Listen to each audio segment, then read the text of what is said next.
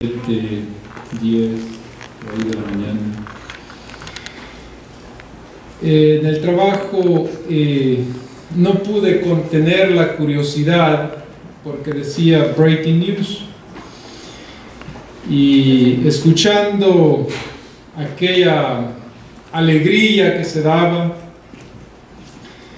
pensé: ¿por qué cada vez que vengo a predicar siempre hay un evento histórico que marca el tiempo en que vivimos? Justo ese día por la mañana, la Corte Suprema de los Estados Unidos había ya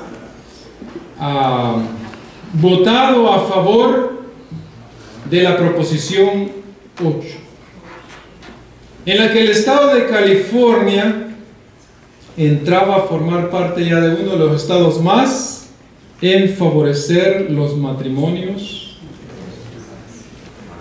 ilegales, les vamos a llamar. Y digo yo, pensando en mi mente chica, decía: Señor, ayúdanos. Esa tarde, cuando llegué, no conforme con lo poco que había escuchado, prendí la televisión en casa y para rectificar la noticia que había escuchado en la mañana, y le digo a mi esposa y a mi sobrina que está posando con nosotros por unos días mientras su madre está de viaje, le digo: preparémonos porque el tiempo se termina. El tiempo se acerca, hermanos. Y es por eso que el tema de esta mañana se titula La oración modelo. Debemos, mis hermanos, orar no a mi antojo, no a su antojo, no al antojo humano, sino conforme a la voluntad de nuestro Dios. ¿Cuántos hemos orado más hoy esta semana después de haber escuchado esa noticia? ¿Cuántos hemos orado más para que nuestra fe crezca más y se reafirme? ¿Cuántos hemos orado más pidiendo, dándonos fuerza para resistir las fuerzas del mal? ¿O todavía hemos orado: Señor, ¿por qué no expandes un poquito más el tiempo? Es que todavía no termino mis estudios. Es que todavía no me caso. Es que todavía no me divorcio. Mis hermanos, es tiempo de poner en práctica la oración modelo. Inclinemos el rostro para orar. Padre nuestro que estás en los cielos, santificado sea tu nombre, Señor. Pedimos en esta hora la unción de tu Santo Espíritu sobre tu palabra, y que cada corazón y mente sea abierta y receptiva a tu palabra, y mirar los tiempos en que vivimos, tiempos peligrosos, mirar que tu venida se acerca, Señor. No hay duda pequeña, Señor, que vivimos ya en los tiempos que tu Sagrada Escritura describe, en los días de Noé. Que cada alma, cada ser viviente que aquí está presente, podamos absorber este mensaje de salvación y así prepararnos para ese día glorioso cuando tú vengas, Señor. Que nada ni nadie nos quite la corona que tú has preparado para nosotros. Oramos en el nombre de Jesús. Amén. En el libro de Santiago se nos presenta una descripción bastante fuerte, y dice así: Santiago 4, versículo 3. Pedís y no recibís, porque pedís mal, para gastar en vuestros deleites. Pero el versículo 4 dice: adúlteros y adúlteras, ¿no sabéis que la amistad del mundo es enemistad con Dios? Cualquiera pues que quisiera ser amigo del mundo se constituye el enemigo de Dios. Mis hermanos, cuando pedimos conforme a mi antojo, conforme a mi voluntad, nos convertimos en enemigos de Dios.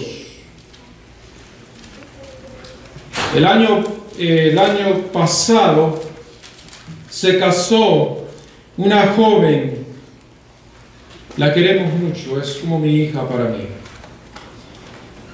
Faltaba una semana solamente para que se casara. Cuando su prometido me habló, era ya de noche y me dice, mira, me dice, quiero hablar contigo. Bueno, le digo yo, estamos lejos, pero ¿qué te parece si nos juntamos el sábado en la iglesia ahí en Bowman y hablamos? Él venía de del lado de Riverside, para que no vengas hasta aquí. Está bien, pues. Ese día hablamos, conversamos unas 3 horas ahí solos, y me decía este joven, mira, me dice, yo sé que tú quieres a esta muchacha como tu hija, yo no quisiera lastimarla, pero la verdad es que yo no me quiero casar todavía. Me siento confundido, no me siento seguro. Me arrastraron a bautizarme y yo no me quería bautizar. No me quiero casar. Presiento que esto no va a funcionar. ¿Está bien? Me gusta que sea sincero. El día siguiente, que fue domingo, hablé yo para donde la otra familia para platicar, y la respuesta de la joven fue rotundamente no. La boda se va a llevar a cabo así como está programada, y así será. Hablé con la madre, no puede ser, mi hija se va a casar la otra semana. Mis hermanos, cuando ponemos nuestra voluntad por delante de los principios sagrados de nuestro Dios, las cosas salen mal. Hace 2 meses atrás, ni un año hacía, cuando los tenía los 2 en mi casa, están ya separados. ¿Se da cuenta, mis hermanos, por qué dice el apóstol Santiago, pedís y no recibís porque pedís mal a vuestros antojos, para complacer el yo, para complacer el orgullo? Y es que, mis hermanos, cuando yo le pido algo al Señor, algo que a mí me gusta, téngalo en claro que eso le va a salir mal. Al igual que esta muchacha, que la amo tanto.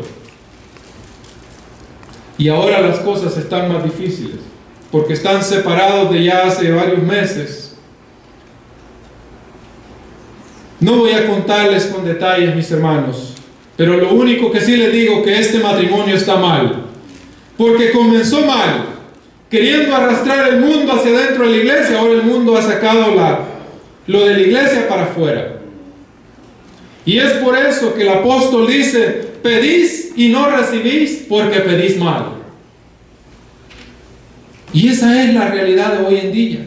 Esa es la realidad de nuestros jóvenes. Y esa es la realidad incluso hasta de nuestros adultos. Porque pedimos a veces cosas que en realidad no necesitamos. ¿Saben, mis hermanos? Lo único que yo necesito para ser feliz en estos cortos días que faltan, lo único que yo necesito ahora es que mis pecados estén perdonados. Y que usted y yo estemos a cuentas con el Señor, porque la venida del Señor se acerca y necesitamos, de hecho, estar a cuentas con Él. No me gusta relacionar cosas humanas, mejor vamos a la Biblia. En la Biblia se nos presenta una historia muy conocida de un hombre que recibió una noticia del Señor para esperar la voluntad de Dios. Pero el ser humano siempre estamos pidiendo lo que a nosotros nos gusta, lo que a nosotros nos agrada y lo que nos hace ver bien delante de los demás. Del libro de la Segunda de Reyes, en el capítulo 18, se nos presenta, nomás vamos a leer parte titular del capítulo y dice: el recto reinado de Ezequías en Judá. El recto reinado de Ezequías en Judá. Pero en el capítulo 20, Ezequías recibió una noticia, al igual que la noticia que a muchos de nosotros no nos gusta recibir. Y mis hermanos, y es que recibir una de esas noticias es para ponerse a temblar. Es para ponerse a pensar: ¿y por qué yo? ¿Y por qué tengo que ser yo? Pero a veces no pensamos: ¿y qué de los que ya se fueron? Se nos hace fácil pensar: ¿y por qué yo? ¿Y por qué no aquel que no se ha cuidado? ¿Y por qué no aquel otro que no ha sido recto delante de Dios? Y comenzamos a cuestionar los designios de Dios y ponerle en la mesa lo que yo pienso a Dios, lo que a mí me gusta, lo que es mejor. Y mis hermanos, el Señor muchas veces contesta las oraciones de los seres humanos para darnos a entender que su voluntad es más sabia que la de nosotros. Mire lo que dice el versículo 1. En aquellos días cayó Ezequías enfermo de muerte, y vino Isaías el profeta, hijo de Amós, y le dijo: Jehová ha dicho así: arregla tu casa, porque vas a morir y no vivirás. Pregunto en esta mañana: ¿a quién le gustaría recibir esa noticia? Pero ¿qué cuando un paciente va al médico y después de estudios y estudios le dice el médico: mira, ¿sabes qué?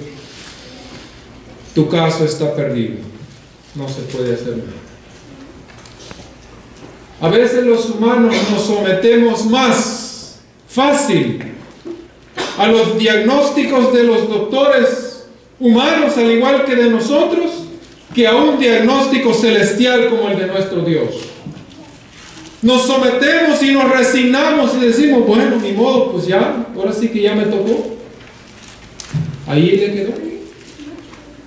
Pero ¿por qué a Dios sí lo cuestionamos?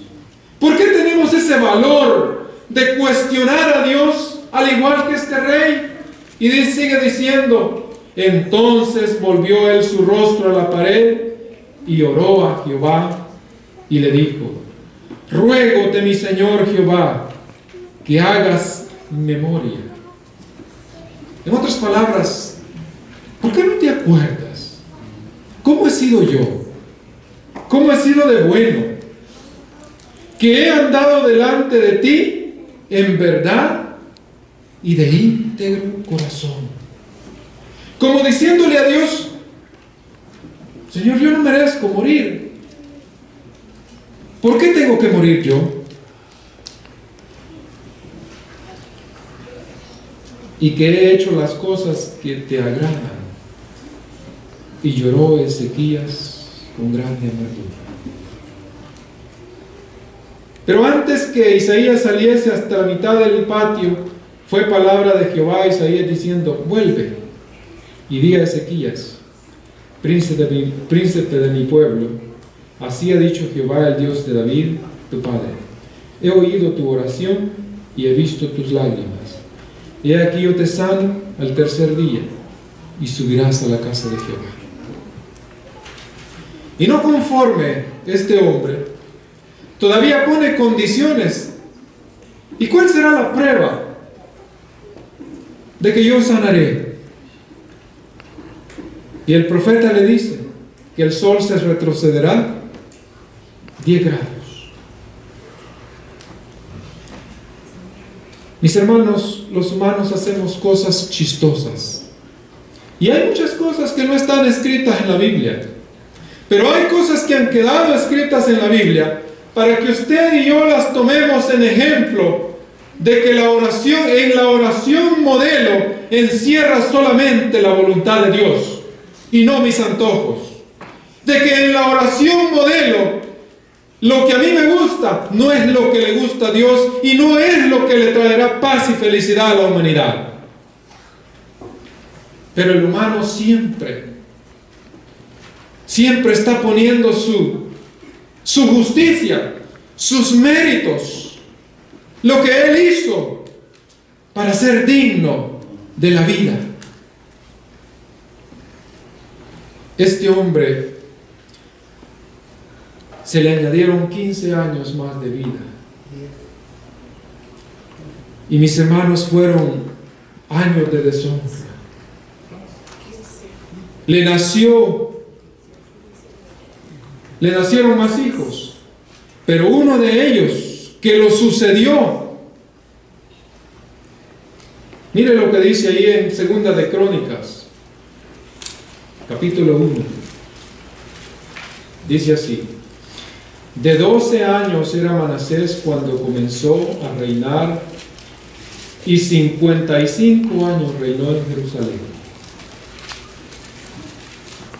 Pero en el versículo 2 dice algo que muchos padres no quisiéramos escuchar de nuestros hijos. En el versículo 2 dice algo que a cualquier padre le daría vergüenza. Se avergonzaría de tener un hijo. Le diera vergüenza. Ezequías ya no miró estas cosas porque ya había descansado. Pero mire lo que dice: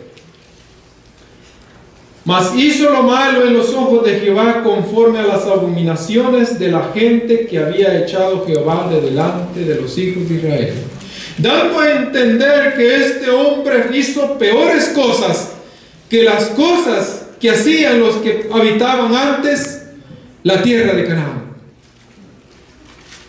Y sigue diciendo: porque él reedificó los altares que Ezequías su padre había derribado. En su recto reinado Ezequías había derribado altares paganos, y él vino otra vez y los reedificó. Una forma de burla delante de Dios. Y levantó altares a los Baales, e hizo bosques, y adoró a todo el ejército de los cielos, y a él sirvió.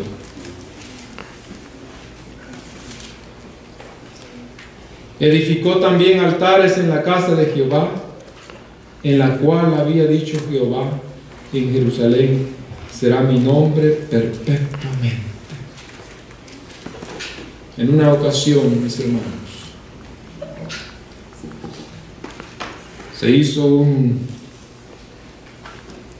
se votó en la junta de que había que hacer un concierto para recoger fondos para un proyecto que se estaba llevando a cabo en esa iglesia. Y mis hermanos, se llevó a cabo aquel concierto. Aquel concierto era pagado, había que pagar. Y era bueno, el plan era bueno. Pero cuando yo iba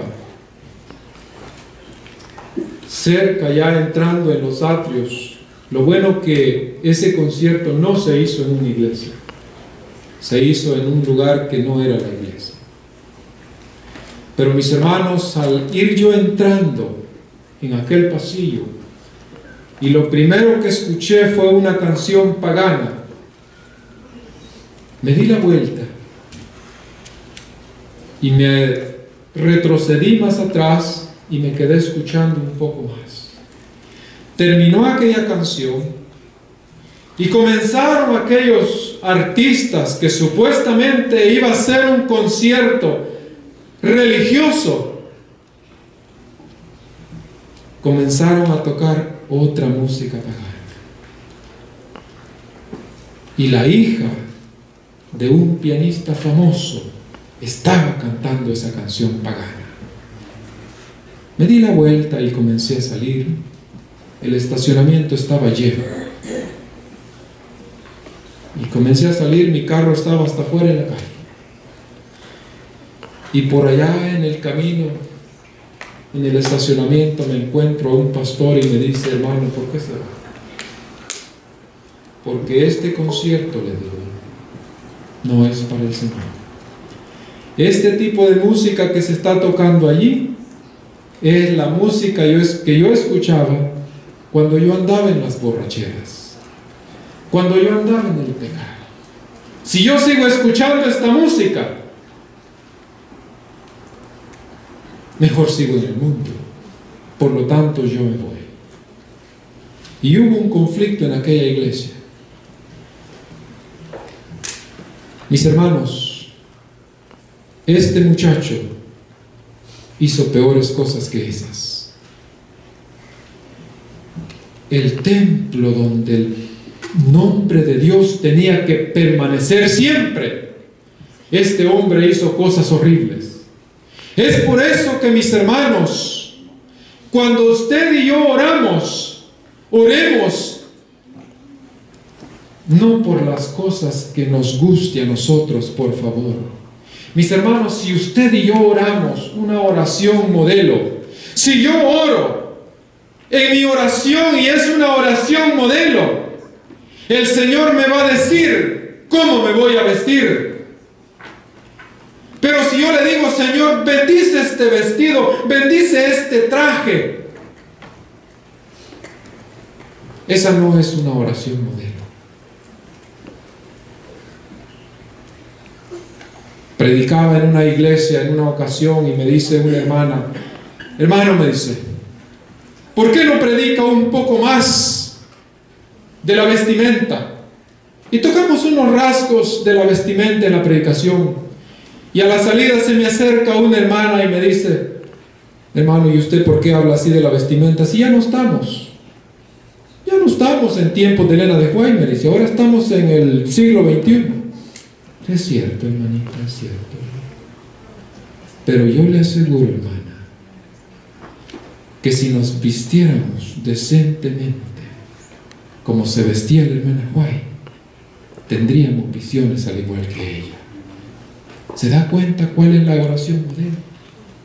¿Se da cuenta cuál es la oración modelo? La oración modelo es aquella que yo pido lo que le agrada al Señor y no lo que me agrada a mí. Yo le aseguro, mis hermanos, que muchos hoy en día están pidiendo extensión de tiempo en este mundo después de haber escuchado esa noticia vergonzosa que se ha dado ya en este estado de California. Pero yo le digo en esta mañana, esa es una oración personal. La oración de cada ser humano cristiano debiera de ser aquella que se ponga en la altura de la voluntad de Dios. Mire lo que sigue diciendo, lo que este hombre hizo. Versículo 4. Edificó también altares en la casa de Jehová, en la cual había dicho Jehová, en Jerusalén será mi nombre perpetuamente. Edificó asimismo altares en todo el ejército de los cielos y de los atrios de la casa de Jehová. Y mire lo que sigue diciendo. Y pasó sus hijos por juego en el valle de los hijos de Himón, y miraba en los tiempos, miraba en aguerros, era dado a adivinaciones y consultaba con pitones y encantadores. Subió de punto en hacer lo malo en ojos de Jehová para irritarle. ¿Se da cuenta, mis hermanas, por qué Dios a veces pide cosas que a nosotros no nos gustan? Para evitar el mal, no solamente el mal a la humanidad, sino evitar que su nombre sea deshonrado. Este hombre deshonró no solamente el nombre de Dios en su persona, sino en general, hasta en el templo de Dios.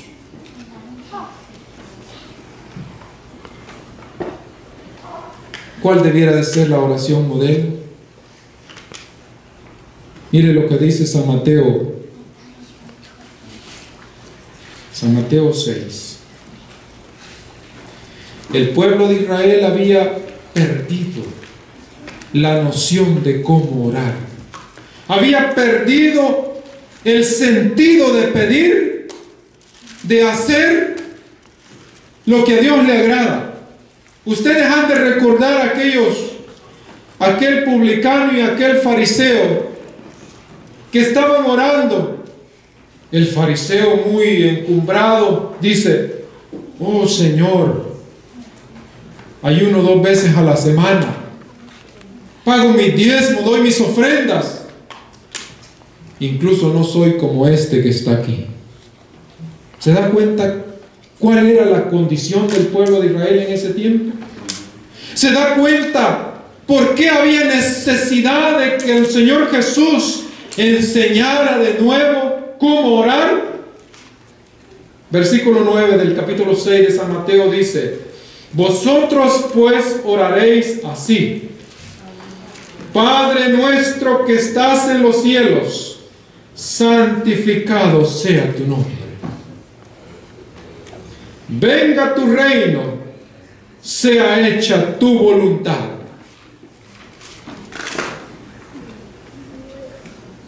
Como en el cielo, así también en la tierra.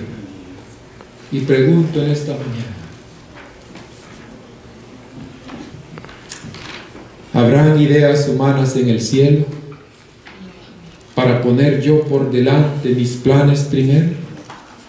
Y entonces, ¿por qué dice el versículo, así como en el cielo, también en la tierra? ¿Se da cuenta, mi hermano, la importancia de aprender a orar? La importancia de que todo cristiano deba orar una oración modelo para que la voluntad exclusiva de Dios se haga sobre nuestras vidas. Pero eso es lo más difícil. Es difícil porque a veces la voluntad de Dios cuesta aceptarla. Los escritos de Dios cuesta que nos entren. Mis hermanos, el pueblo de Dios sabía cómo orar, pero se había perdido ese modelo y era necesario otra vez recordarlo. En la lectura bíblica que tuvimos en Éxodo, se nos presenta, son a las 12:15, mis hermanos, ustedes me dirán si seguimos. Siempre yo creo que por ser 13º sábado podemos seguir adelante, ¿no es cierto? Mis hermanos, el pueblo de Dios sabía cómo orar, pero había perdido ese modelo. Mis hermanos, es necesario que nosotros no olvidemos ni perdamos el modelo de la oración, porque cuando usted y yo oramos conforme a mi voluntad, a la voluntad humana, tengamos en claro que las cosas van a salir mal. Versículo 11 del capítulo 32, la lectura bíblica que tuvimos, dice: entonces Moisés oró a la faz de Jehová su Dios y dijo: oh Jehová, ¿por qué se encenderá tu furor en tu pueblo que tú sacaste de la tierra de Egipto con mano fuerte, con gran fortaleza? ¿Por qué? ¿Por qué se encenderá? Y si miramos hacia atrás, en ese entonces, ¿cuánto tiempo había pasado el pueblo? Y yo me imagino, estaban frescos los grandes milagros que Dios había hecho y había caído otra vez en pecado. Habían hecho un becerro de oro. Se habían fabricado un Dios que lo podían mirar. El Dios invisible que los había sacado con mano fuerte, lo habían reemplazado ahora con un borrego que podían mirar. y que no los llevaba a ellos, sino que ellos tenían que llevarlo a Él. ¿Se da cuenta, mis hermanos, la importancia de no descuidar la oración?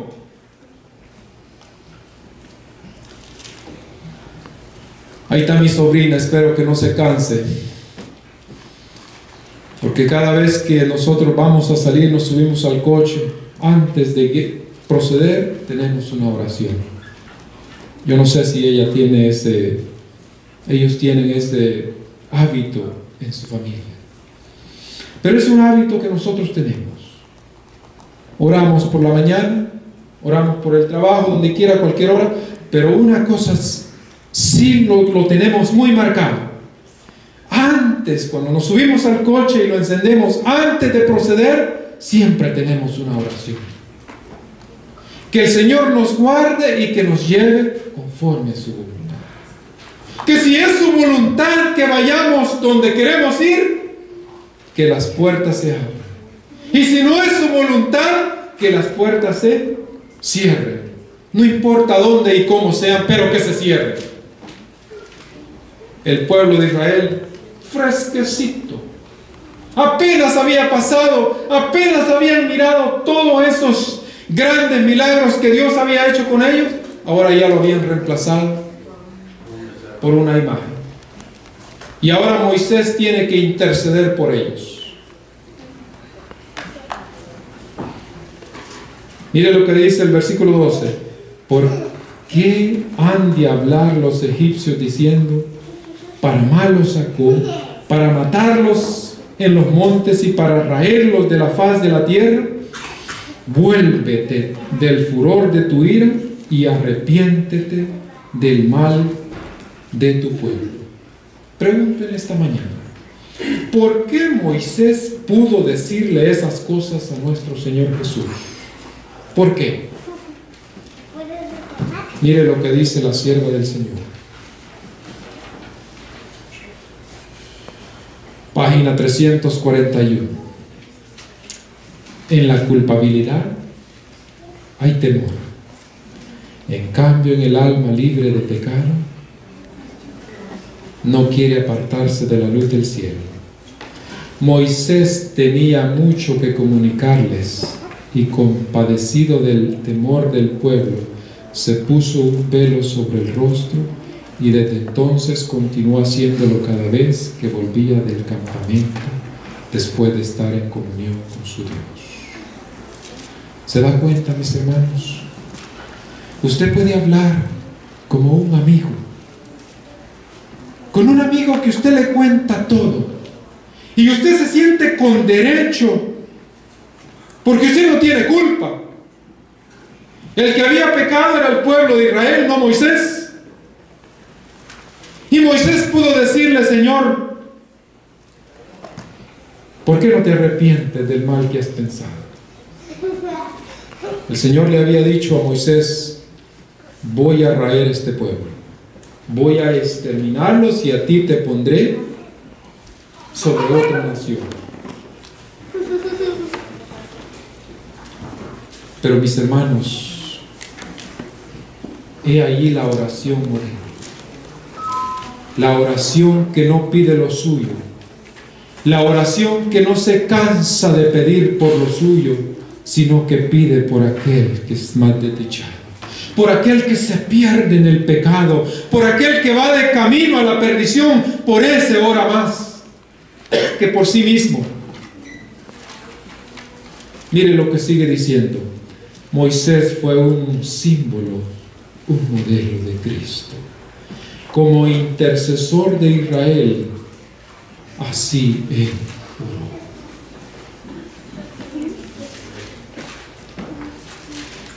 Escuché a un hermano en una ocasión decir, dio un testimonio de alegría. Nunca lo había visto a este hermano rodar una lágrima ni de alegría ni de tristeza. Pero esa noche este hermano lloró y dijo: estoy muy agradecido con el Señor, porque por 40 años he orado por mi hermano para que se entregue al Señor y finalmente Él lo hizo. 40 años pasé orando para que mi hermano se bautizara Y esta semana que pasó, dijo, mi hermano se bautizó. ¿Se da cuenta, mis hermanos? Pero a veces pasa un mes, 2 meses, y ya nos cansamos de orar por esa persona.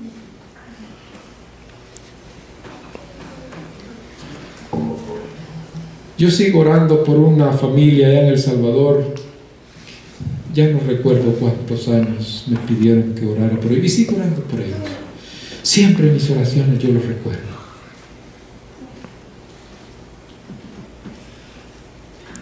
Moisés fue un símbolo, modelo de Cristo, porque él no pidió por lo suyo. Y mire lo que sigue diciendo.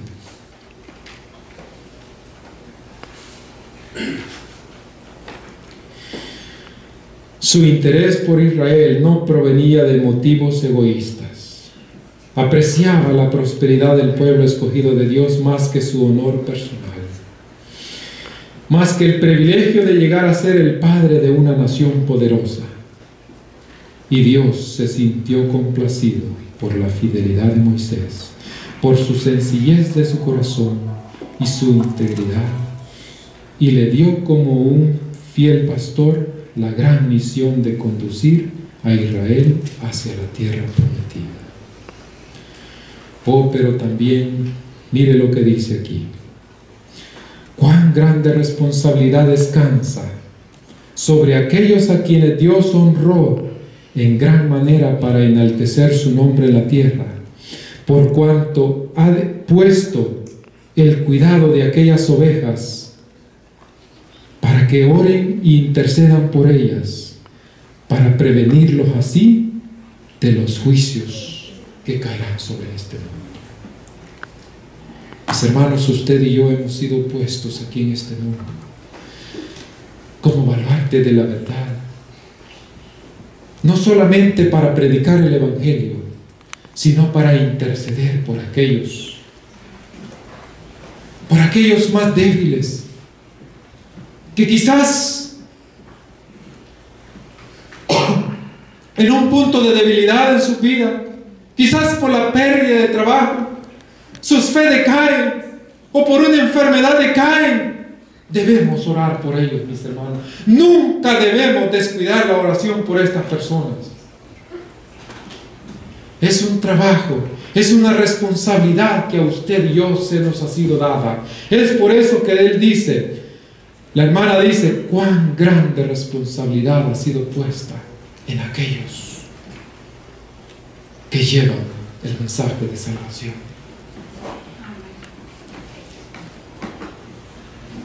El Señor Jesucristo, Él oró y dijo, hermano pianista, puede proceder. El Señor dijo así, perdónalos, porque no saben lo que hacen. En el peor momento, en el momento cuando lo peor descansaba sobre el cuerpo de nuestro Señor Jesús, Él dijo, Señor, Padre mío, perdónalos, porque no saben lo que hacen.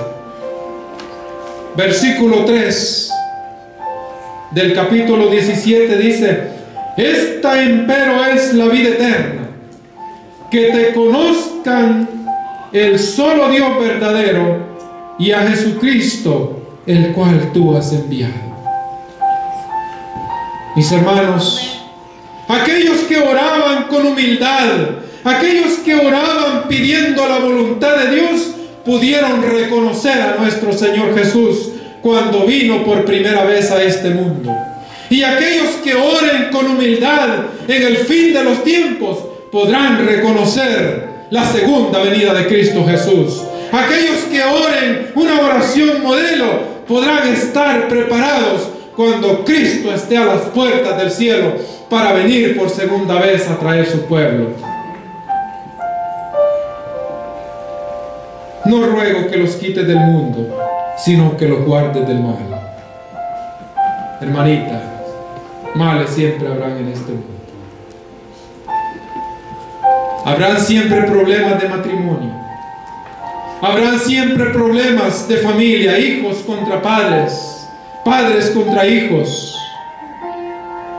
Pero Cristo no oró para que tú y yo fuésemos quitados del mundo, sino que para que nos librara del mal y así estar preparados para su venida.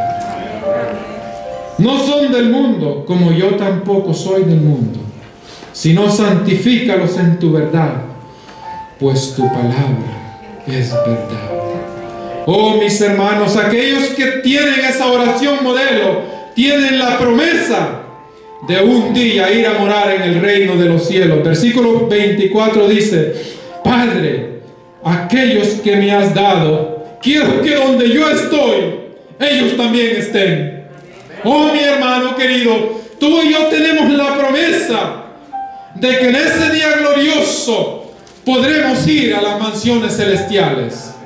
Porque no lo dice el hermano Ramos, no lo dice el pastor de la iglesia, lo dijo nuestro Señor Jesús en sus oraciones de intercesión por aquellos que le siguen de verdad. Donde yo estoy, ellos también estén conmigo, para que vean mi gloria, para la gloria que me has dado, por cuanto me has amado desde antes de la fundación de este mundo. He allí, mis hermanos, la importancia de una oración moderna, porque no hay otro nombre en el cielo dado a los hombres en que podamos ser salvos. Hechos 4:12, solamente en Cristo Jesús. Y cuando tú miras al Señor Jesús en tus oraciones, mis hermanos y hermanas, tú no podrás pedir lo que a ti te gusta. Tú podrás pedir solamente la voluntad del Señor Jesús. He allí la oración moderna. Puestos de pie, vamos a entonar las estrofas del himno. Mi Redentor es Cristo.